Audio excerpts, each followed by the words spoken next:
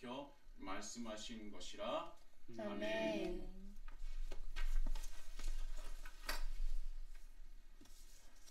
할렐루야. 아멘. 오늘도 우리 히즐라이프 처치는 하나님 교회 최고의 예배를 드리길 소망합니다.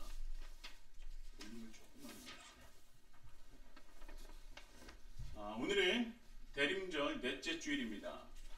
크리스마스 이브이기도 하고요.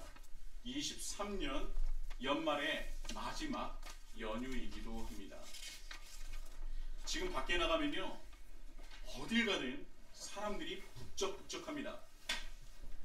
연말에다가 마지막 연휴이다 보니까 할 것도 많고 만나야 할 사람도 많고 준비해야 할 것도 참 많은 것 같습니다.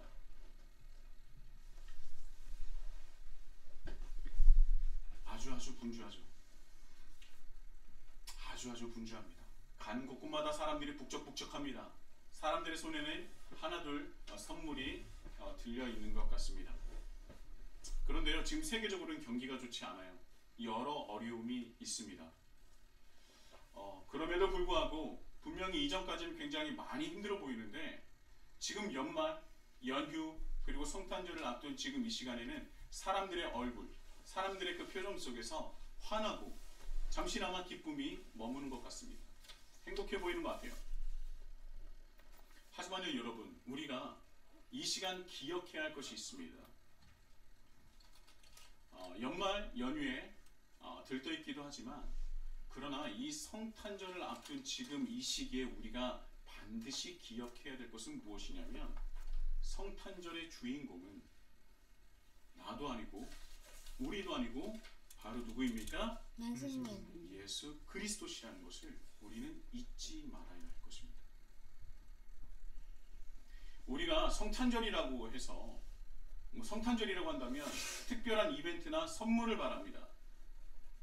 즉 내가 받을 것을 먼저 생각을 한다는 것이죠.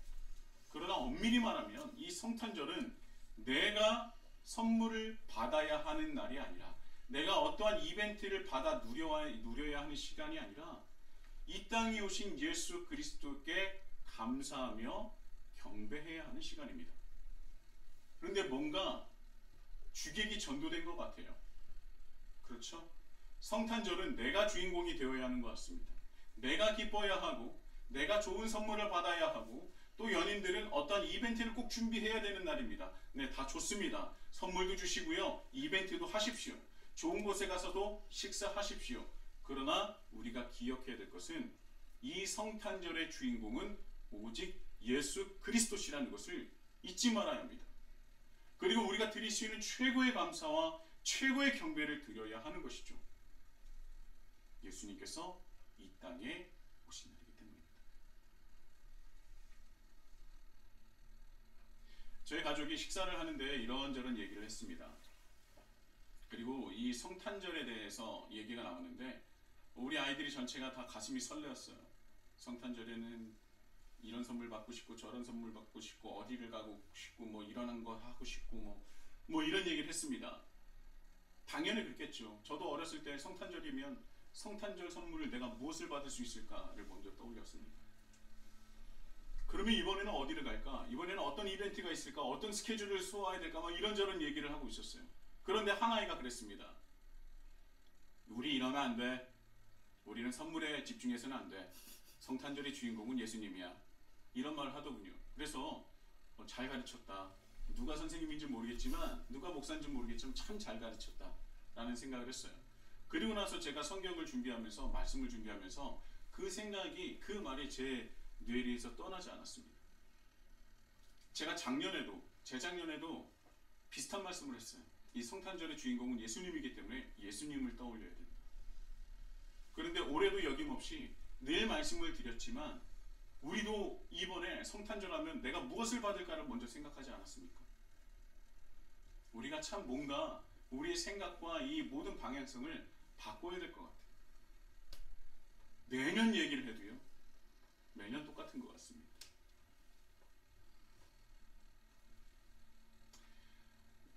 연말연시 그리고 연휴에 당연히 성탄절에 설레겠죠. 즐거운 마음 다 이해합니다. 이때까지 힘들었는데 연말이 되니 설레기도 하고, 그래 그래도 이렇게 힘들었지만 2023년 잘 버텼다 스스로 대견하기도 하고, 지난 날을 돌아보니 정말 끔찍했는데 그래도 어떻게 여기까지 버텨왔구나, 가족과 스스로에게도 감사하고 대견할 겁니다. 다 좋습니다. 다 좋아요. 너무 수고하셨습니다. 그리고 한 가지 더, 성탄절의 주인공은 예수님이라는 것을 다시 한번 되새기시고, 예수님께서 이 땅에 오신 이유와, 그리고 예수님께서 이루신 것과, 그리고 예수님께서 우리에게 맡기신 것을 다시 한번 생각하는 그런 연말, 연휴, 성탄절이 되길 예수님의 이름으로 축복합니다. 아멘. 요한복음 2장은요 성전 청결에 대한 말씀이 있죠. 그래서 오늘은 성전 청결에 대한 두 번째 말씀으로 은혜를 나누고자 합니다. 자, 요한복음은요 다른 복음서, 공관복음이라고 하는 마태, 마가, 누가복음과는 약간의 차이가 있습니다. 집중하는 것이 다르다고 했죠. 특징적인 것이 있다고 했습니다. 올해 1월 29일부터 요한복음으로 이제 1장부터 쭉 말씀을 이제 시작했는데, 이제 12월 넷째 주에 2장의 말씀을 다가고 있습니다. 그 안에 담겨져 있는 하나님의 말씀이 너무나 차고도 넘쳤기 때문이죠. 그렇다면 이 요한복음은요 어떤 특징이 있었습니까? 어떤 특징이 있었죠? 공관복음과 다른 점은 뭐였었죠? 마태, 마가, 누가복음과 요한복음에 약간의 그 방향성이 차이가 있습니다. 어떤 것이 있을까요?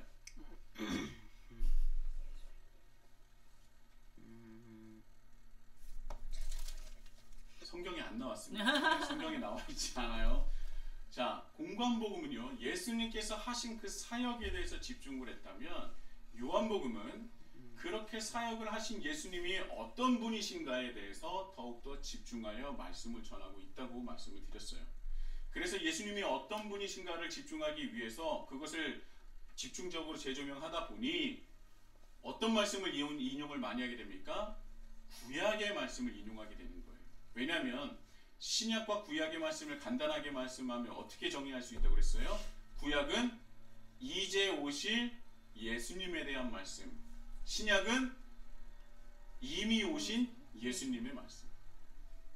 그렇기 때문에 예수님이 어떤 분이신지를 집중적으로 전하기 위해서는 이제 오실 예수님에 대한 말씀, 그러니까 구약에 대한 말씀을 많이 전해야 됐어요. 그래서 요한복음은 그 예수님께 집중하면서도 예수님이 어떠신 분이기에 또 어떤 분이시냐를 가리키기 위해서, 전하기 위해서 구약을 인용을 많이 했습니다.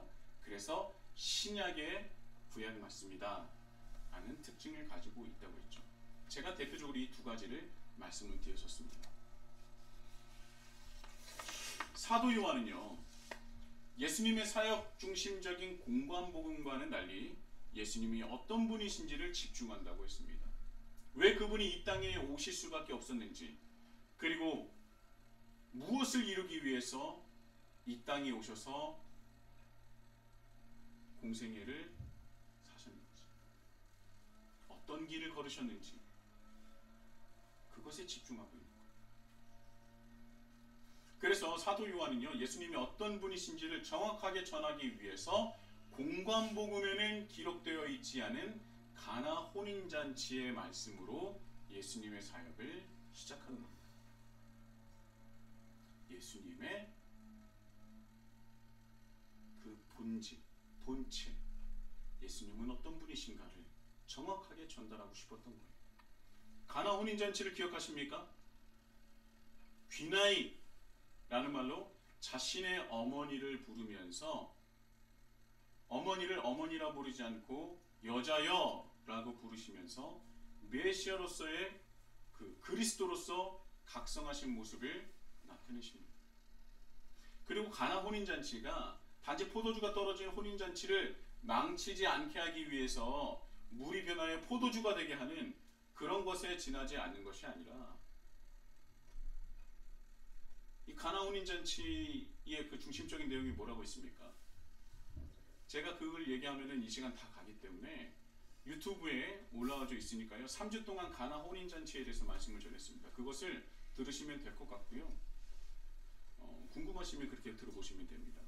결국은요, 가나 혼인 잔치를 통해서 그리스도로서 첫 발을 내디셨어요. 그리고 이어진 성전 청결의 말씀을 통하여 다시 한번 사도 요한은요, 요한복음을 기록한 이유를 우리에게 다시 재차 강조하고 있는 것입니다. 예수님이 이 땅에 오신 이유, 오실 수밖에 없는 그 이유를 말씀하고 있는 거예요. 그래서 예수님은요, 사도 요한은요, 사람들의 시선을 예루살렘 안에 있는 성전으로 그 시선을 옮깁니다. 자, 12절에 한번 볼까요? 이 12절이 굉장히 중요한 말씀입니다. 12절입니다. 제가 한번 공독해 볼게요.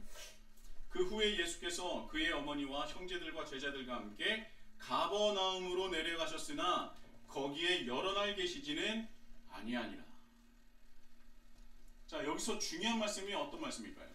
어떤 부분이 중요할까요? 12절에서 뭐가 중요한 것 같아요? 잘 모르니까 찍어보세요. 가버나움에서 그렇게 많이 머물지 않았다는 그거요? 이렇게 찍었는데도 맞는 경우가 있습니다. 네. 대단한데요? 이거 찍었는지 진짜인지 잘 모르겠는데 맞습니다. 왜냐면요, 이 말씀을 들으면 우리는 예수님께서 가버나움이라는 곳에 가셨지만 얼마 계시지 않고 13절 예루살렘으로 올라가셨구나 라고만 생각하고 넘어갈 수 있어요. 그런데요, 이 말씀은요, 사도 요한이 의도적으로 기록한 것입니다. 왜 그럴까요? 이 말씀이 바로 마태, 마가, 누가복음, 즉 공관복음과는 구별되는 요한복음의 특징을 그대로 나타내는 말씀이기 때문입니다. 자, 마태, 마가, 누가복음에 기록된 예수님의 사역, 첫 사역의 시작은 주로 어디서 일어나느냐? 바로 대부분 가버나움에서 일어납니다. 제자를 부르시고 베드로와 야고보와 요한을 부르시죠.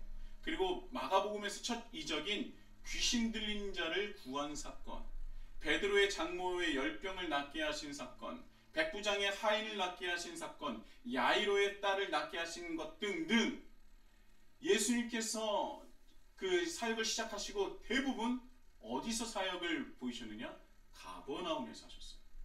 그런데 요한은요, 그 가버나움을 주로 전했었던 공관복음의 말씀을 뒤로 한 채 오히려 가버나움에는 며칠 있지 않으시고 바로 어디를 가셨다고 해요? 쭉 뒤로 가서 예루살렘에 들어가셨다라고 말씀합니다. 그래서 마테마가 누가복음에 익숙한 그리스도인들은요, 초대교회 사람들은, 초대교인들은 요한복음을 볼 때 예수님께서 행하신 가버나움의 사건을 기억하고 그래, 이제는 예수님께서 하셨던 사역이 나오겠구나 했는데 가버나움이 아닌 거예요. 가버나움을 가셨지만 며칠 지내지 않으시고 예루살렘으로 가시느라 마테마가 누가복음이 익숙한 초대교인들은 깜짝 놀랐을 겁니다. 이상하다. 여기 나와야 할 것이 나와야 되는데 나오지 않았어. 그리고 갑자기 모든 시선을 예루살렘으로 쏟게 합니다. 그리고 예루살렘 안에 있는 성전으로 사람들의 시선을 쏠리게 하는 거죠. 그곳에 집중하게 하는 겁니다. 예루살렘? 갑자기?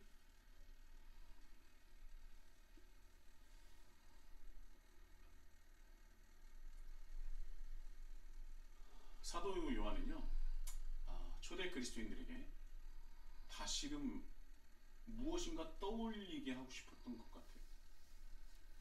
예수님께서 가버나움에서 행하신 사역을 잘 알지.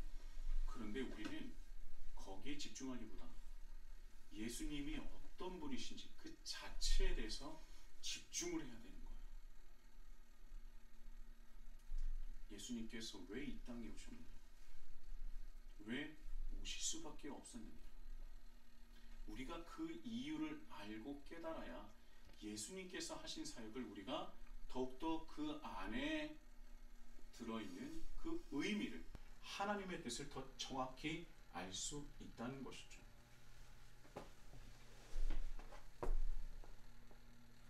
여러분, 성전 청결의 말씀은 원래 예수님 공생의 사역의 거의 끝부분에 나오는 사건입니다.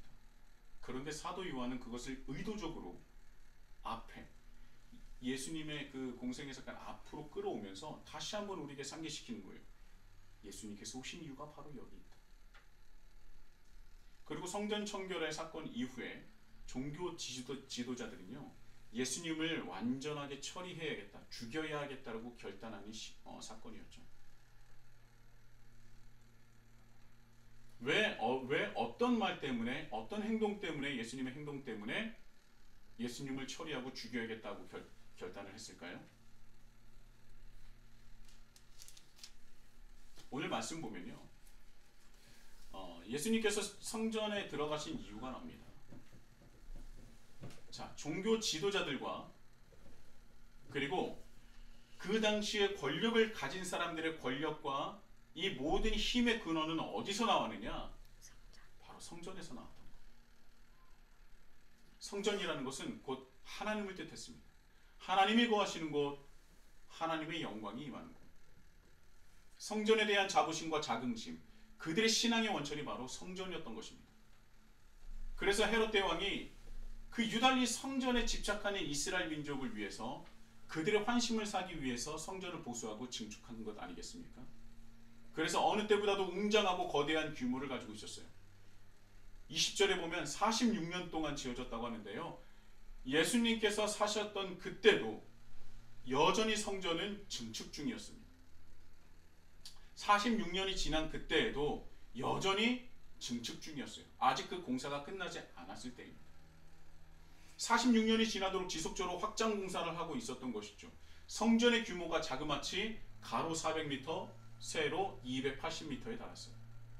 이 당시에 이런 규모를 가지고 있었던 신전은 세계에 없었습니다. 당대 최대의 규모였다 그래요. 얼마나 자부심이 대단했겠습니까? 점점 커져만 가는 성전을 보면서 그들은 하나님의 위대하심을 경험했을 거예요. 느꼈을 거예요. 그런데요, 그 성전을 왜 예수님께서는 청결하게 하신 겁니까?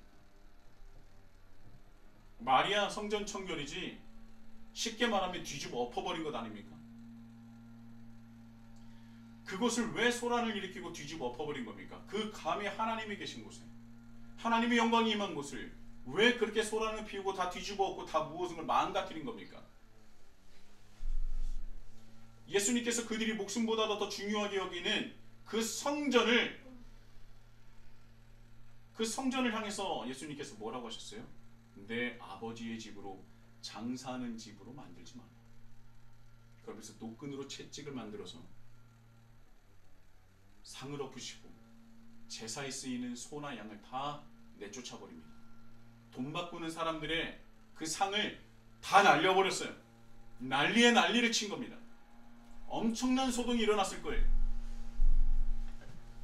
소와 양이 난리를 치고 있습니다. 수십 마리가 난리를 치면서 막 우왕좌왕하고요. 그 주인은, 그 상인은, 그거를 파는 상인은 그 소와 양을 잡으려고 동분서주했겠죠. 예수님께서 휘둘리는 채찍에 맞는 사람도 있었을 겁니다. 돈 바꾸는 사람들의 상을 엎어버려 가지고요, 땅에는 그들이 판매하는 은전과 세겔이 수두룩하게 떨어졌을 거예요.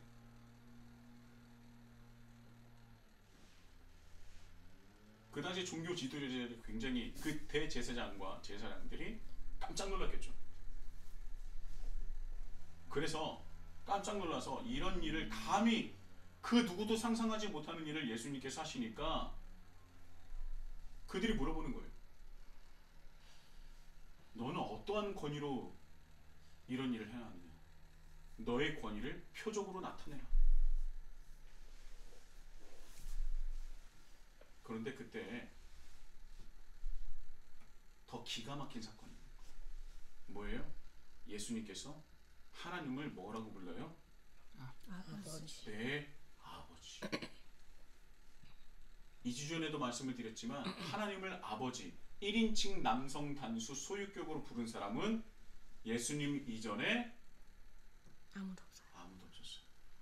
구약 성경을 포함해서 신구약 중간기가 400년 동안 되거든요. 구약 성경이 끝난 뒤에 신약 성경이 쓰여져 이 마가복음이 쓰여지기 그 전까지 400년이란 신구약 중간기가 있습니다. 400년 동안에 모든 문헌을 샅샅이 뒤져봐도 하나님을 아버지라 부른 사람은 1인칭 남성 단수 소유격으로 부른 사람은 단 한 사람도 없었어요. 오직 예수님이 유일합니다. 그나마 하나님을 아버지라 표현한다면 우리의 하나님, 아니 우리의 아버지 정도, 우리들의 아버지라는 표현을 에둘러서 표현하고요. 그나마 그것도 거의 사용하지를 못했습니다. 그런데 예수님은 1인칭 남성 단수 소유격으로 내 아버지라고 하나님을 부른 거예요.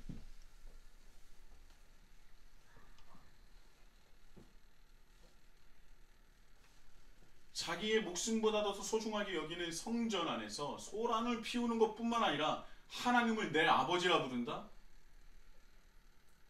그런데 또 거기서 표적을 구하라고 하니까 성전을 헐라고 말씀하십니다. 너희들 성전을 허물어라. 그러면 내가 사흘 만에 모든 것을 다시 일으키리라.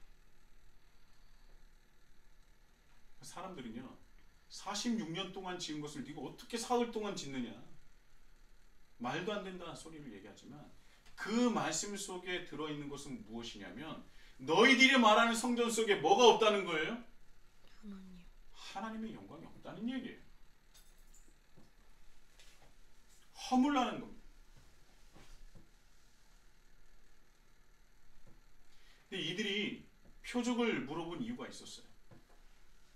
그리고 그렇게 성전을 그렇게 뒤집어 놓는데도 그들이 함부로 할 수 없었던 이유가 있었습니다. 왜냐하면 이들 마음속에 한켠에는 뭐가 있어요? 약속하신, 하나님께서 약속하신 메시아가 언젠가는 오시리라는 것을 알고 있었기 때문에 그들이 함부로 대하지 못했습니다. 그런데 이때는요, 제가 이전에도 말씀드렸지만 자칭 메시아가 있었습니까? 없었습니까?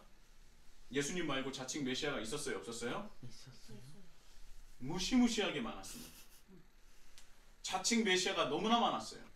그래서 이스라엘 백성들을 선동해서요 로마와 무력으로 대적하게 했습니다.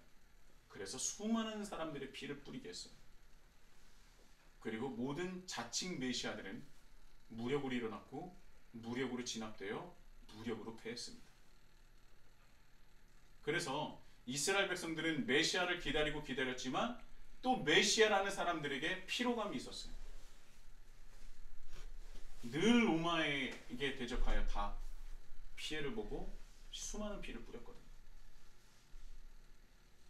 그래서 그들이 주구장창 외쳤던 게 무엇이냐면 성경에 기록된 메시아만이 보일 수 있는 표적이 있다고 했어요. 그래서 그 표적을 예수님께도 조심스레 물어본 겁니다. 그런데 하는 말이 뭐냐? 성전을 뭐하라? 허물어라. 이거는 뒷목 잡고 쓰러질 일입니다.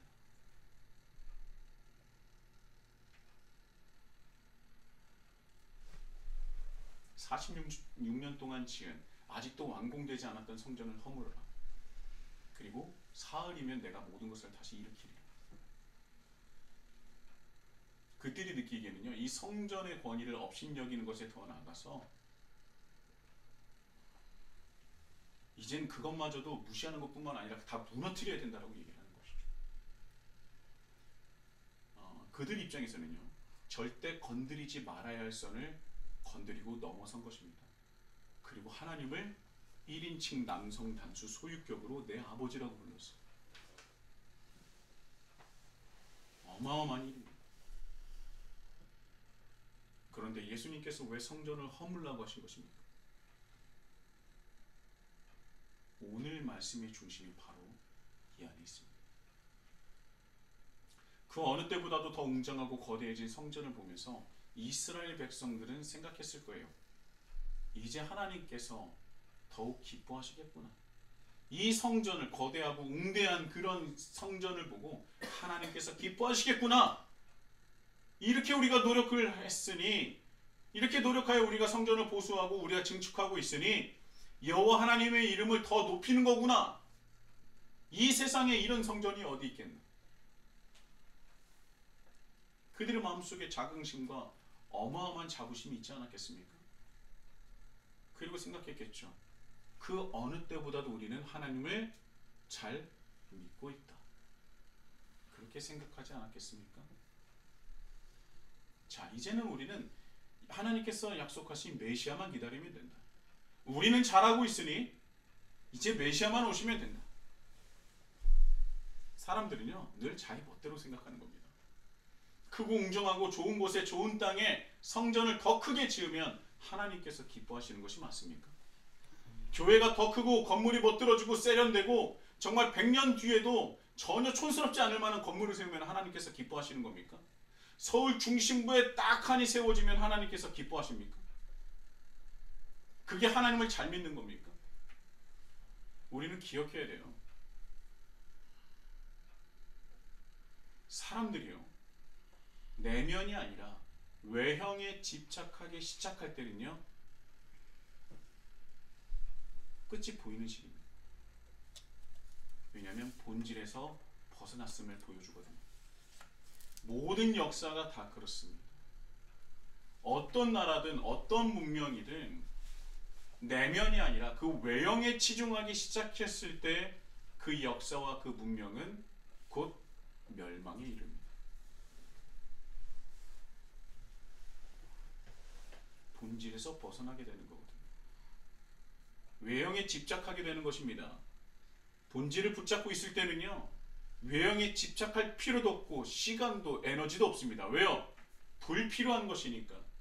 우리가 본질을 추구한다면요, 우리 외형적인 것에 별로 필요가 없어요. 그것에 집착하지 않습니다.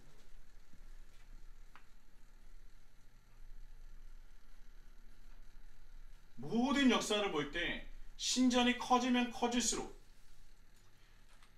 어떤 문명의 성이 커지면 커질수록, 화려하면 화려할수록 그 문명의 끝이 다다른다는 것은 역사가 증명하고 있습니다. 여러분, 신앙의 본질은요, 하나님의 뜻을 따르고 순종함에 있는 것이지 우리의 몸집에 있는 것이 아닙니다. 우리가 하나님을 향한 신앙의 본질을 잊을 때 가장 쉬운 것들을 택하게 돼요. 외형을 바꾸는 겁니다. 너무나 쉽거든요. 내 내면을 바꾸기엔 너무나 어려워요. 왜요? 내 욕망이 가득하니까. 예전에 본질을 찾을 때는요, 나를 죽이고 나를 낮추고 나를 부인하고 십자가를 지었었던 내 본질이었는데, 그 본질을 잊으니까 그것을, 내 본질이 변하지 않는 것을 보여주기에 가장 쉬운 방법이 무엇입니까? 내 외형을 바꾸는 거예요. 그리고 그것이 나의 신앙인 양 사람들에게 과시를 하는 겁니다. 그게 뜬무렵이라는 거예요. 그런데요, 사람은요, 거기에 영향을 받습니다. 그리고 그것을 이용하는 것이 바로 이 당시 종교 지도자들이었던 것이죠. 정확하게 그들의 욕망을, 그들이 본질에서 벗어났어요. 하나님을 믿는 이들이 하나님의 뜻을 따르고 순종한 길에서 떠나버린 거예요. 그러면서 자신의 욕망을 가리기 위해서 거대한 성전을 중축하면서 하나님이 아닌 자신의 욕망을 선택한 것입니다. 이 당시 성전 밖에 이스라엘 백성들은요, 70% 이상의 땅을 소유한 그 10% 사람들에게 내는 세금 때문에 몸살을 앓고 있었어요. 상위 10%의 사람이 이스라엘 전 영토의 70%를 차지하고 있었습니다. 그리고 그 땅을요, 빌릴 때 그냥 빌려줍니까? 아니죠. 빚을 내서 그것을 빌리는 것 아닙니까? 그런데 그 다달이 빌린 돈, 이자를 내기에도 불가능한 그런 이자였어요. 먹고 살려면 땅을 빌려야 했고, 시간이 지나면 지날수록 빚이 더 늘어가는 형국이었습니다. 그 수렁에서 빠질 수가 없었어요. 벗어날 수 없었습니다. 결국은 자신이나 자녀까지도 노예 신분으로 팔려갈 수밖에 없는 구조예요. 그리고 그것이 끝이 아닙니다. 상위 10%가 70%의 땅을 가지고 있었는데 여기에는 종교 지도자들도 포함되어 있었죠. 그런데 이런 상황을 알고 있음에도 종교 지도자들은요, 소장농으로 살아가는 이들이 안식일을 지키지 않는다며 종교 재판을 일삼았고 무시하고 조롱하며 비난했습니다. 그렇다면 소장농들은 왜 안식일을 지키지 못했을까요? 그들이 믿음이 없어서요? 아니에요. 안식일을 쉴 시간이 없었던 겁니다. 쉬면 그만큼 내가 내야 되는 것이 많은데 내가 쉬면 그 이자를 감당하지 못하는 거예요. 이미 감당하지 못하는데 내가 하루조차 쉴 수가 없는 겁니다. 그런 사회를 만들어 놓고 종교 지도자들은 자신들이 그런 사회를 만들어 놓고도 안식일을 지키지 못하는 그들을 종교 재판하고 더욱더 억압하고 핍박하며 무시하고 조롱했습니다. 그리고 그 수많은 일반적인 이스라엘 민족들은 내가 부족해서 내가 죄가 많아서 이렇게 사는구나라고 생각했어요. 그뿐이 아니에요. 성전에서 드리는 제사에 쓰이는 제물이나 성전세를요 조작해서 이스라엘 백성들의 고열을 다시 한번 뺐습니다. 성전에서 하나님께 드릴 제물은요 자신이 키우는 가축 중에서 가장 흠없고 좋은 것을 드리는 게 맞아요. 그런데 이것을 변질시켜서 성전에서 키운 제물이 아니고서는 가축이 아니고서는 제사를 드릴 수 없게 했습니다. 성전에서 키운 것이 가장 고귀하고 귀한 것이라는 것이죠. 그리고 그것도 자기네들이 키운 것이 아니에요. 상인들을 불려다가 그것을 비싸게 판매한 겁니다. 이것의 시작은 좋았죠. 세계 각국에 퍼져 있었던 디아스포라들이 저 멀리서부터 가축을 데려오는 것이 힘드니 저 멀리 있는 사람들은 이 앞에 가축이 있는 걸 사서 제물로 드려도 됩니다 라고 했었던 것이 변질되고 확대되어서 이 안에서 파는 것 이외에는 제물로 바칠 수 없습니다가 된 거예요.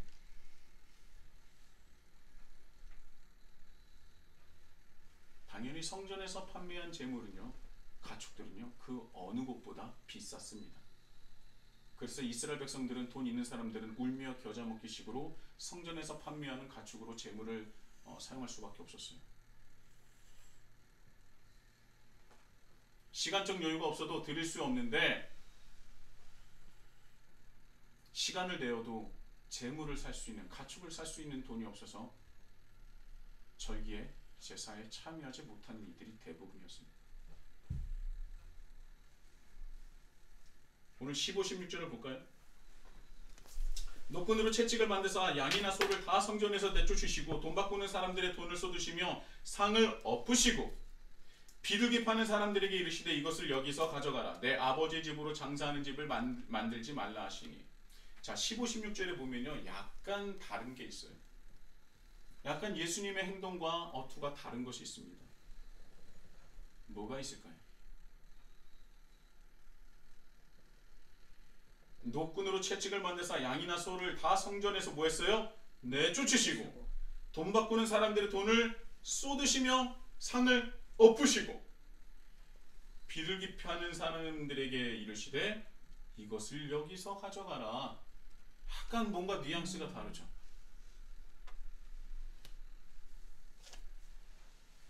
비둘기 파는 이들은 내쫓지 않고 말씀만으로 타이르면서 여기서 가져가라고 말씀하셔요. 비둘기가 무엇입니까? 성령. 비둘기는 소나 양을 살 수 없어서 형편이 안 돼서 소나 양으로 제물을 바치지 못한 이들에게 가장 값싼 비둘기로도 제사를 지낼 수 있다라고 율법에 적혀 있어요. 그래서 힘없고 돈 없는 자들을 위한 비둘기는 성전에서 내보내지 않았던 겁니다. 그것도 나가라고 한 거잖아요. 그러나 타이른 거예요. 예수님께서 오신 이유를 아시겠습니까? 그런데 여러분 이게 끝이 아니에요.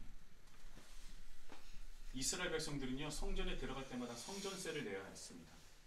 예수님도 성전세를 내셨습니까? 안 내셨습니까? 내셨어요. 네, 내셨어요. 예수님도 하나님의 본체시지만 성전세를 내셨어요. 성전세는 원래 반세겔입니다. 이 세겔은요 이스라엘에서만 사용되고 특히 성전 밖에서는 그렇게 많이 쓰임 용도가 없습니다. 그래서 성전세를 내야 되기 때문에 사람들은 성전에 들어가기 위해서 세겔을 샀어요. 그래서 데나리온, 한 데나리온이 1데나리온이 1세겔이었습니다. 그리고 그리스 은전인 1드라크마가 또 1세겔이었어요. 교환이 가능합니다. 그런데요 성전에서 받는 세겔은요 1데나리온에 0.5세겔이었어요. 두 배나 시세 차익을 누리는 겁니다. 성전에서 파는 그 세겔이 아니면 성전세를 못 내게 한 거예요. 그래서 밖에서 성전세를 내기 위해서 1데나리온에서 1세겔로 바꾼 그 세겔을 가져가면 그 세겔을 받고 뭐합니까? 0.5세겔을 주는 거예요.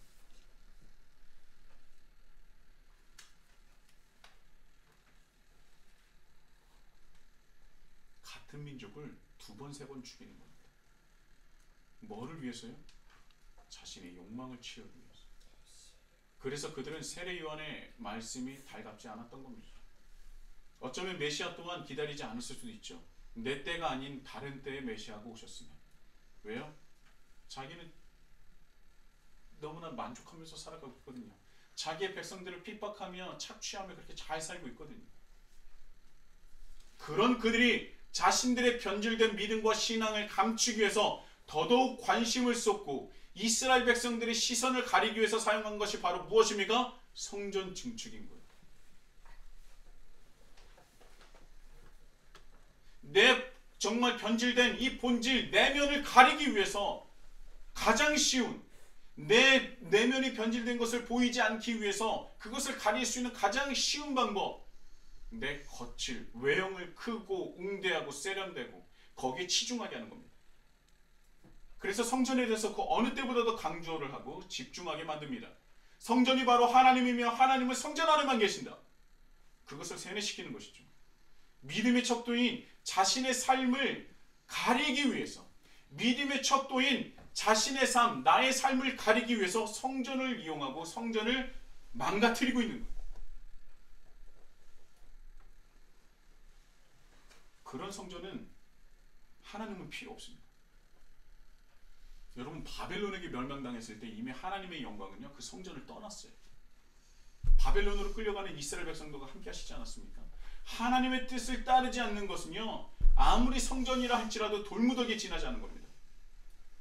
여러분, 신앙의 본질은 성전이 아닙니다. 교회 안의 직분은 더더욱 아닙니다. 목사, 장로, 권사하면 끝나는 것입니까? 아니에요. 오히려 그리스도인으로서 짊어져야 할 짐이 의무가 더 커진 것입니다. 신앙의 본질은요 하나님의 뜻을 따르는 거예요. 하나님의 말씀에 순종하는 것입니다. 어디에서요? 내가 살아가는 공간에서, 세상 속에서. 그것이 신앙의 본질입니다. 그게 믿음의 본질이에요. 하나님의 법으로 하나님의 뜻대로 세상을 살아가며 나의 삶으로서 하나님을 세상에 증명하고 드러내는 것. 어디에서요? 세상에서. 내가 살아 숨쉬는 그 공간에서 나의 삶으로, 나의 행동과 언행으로 하나님의 뜻과 하나님의 뜻을 순종하여서 하나님을 드러내는 것, 하나님의 이름을 높이는 것, 이 세상의 주인이신 하나님이시라는 것을 우리가 증명하고 증거하는 것, 그것이 신앙의 본질이라는 거예요. 내 삶을 통하여 하나님의 이름을 드높이고 하나님의 영광을 세상에 드러내는 것이 신앙의 본질이라는 겁니다.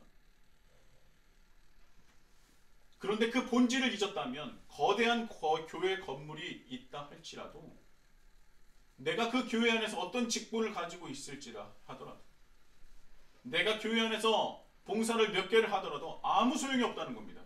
그 신앙의 본질을 잊었다면 말이죠. 그 신앙의 본질이 있고 난 뒤에 직분이 의미가 있는 것이고, 교회 안에 봉사가 의미가 있는 것이고, 교회 건물이 의미가 있는 것입니다.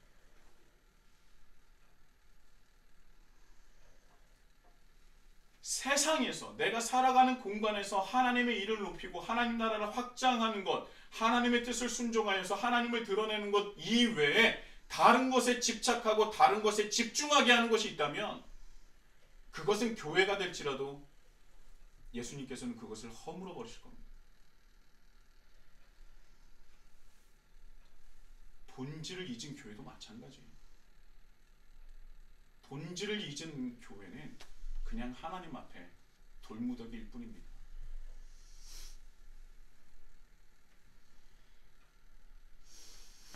그리고 예수님께서 예수님을 따르는 이들로 다시 교회를 세우실 겁니다. 역사가 그리웠습니다. 교회는 죽지 않아요. 교회가 답입니다. 본질을 잊지 않는 교회가 답이라는 것이죠. 본질을 잊은 교회는 돌무더기일 뿐입니다.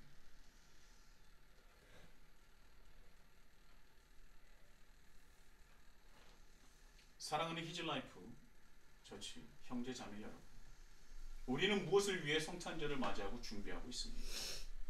예수님입니까? 하나님 나라입니까? 아니면 다른 것입니까? 우리는 또한 무엇을 향해서 무엇을 위해서 살아가고 있습니까? 또 우리는 무엇을 위해서 하나님을 믿고 있는 것입니까? 우리의 삶은 우리의 외형을 가꾸고 우리의 외형을 바꾸기 위해서 살아가는 겁니까? 아니면 하나님 나라를 위해서 우리의 본질을 잊지 않으려고 노력하고 있습니까? 오직 신앙의 본질은 하나님의 뜻을 따르고 우리의 삶으로서 세상에 하나님의 이름을 높이는, 하나님을 증명하고 하나님을 드러내는 것이라 믿습니다. 우리 히즐라이프 처치는요, 그 삶을 살아가셨으면 좋겠습니다. 성탄절의 주인공이신 그 예수 그리스도를 붙잡으시고 그 본질을 회복하시며 외형이 아닌 나의 신앙의 본질을 찾아서 세상 속으로 나아가시는, 그래서 그곳에서 주님의 이름을 높이시는 우리 히즐라이프 처치가 되시길 예수님의 이름으로 축복합니다. 아멘.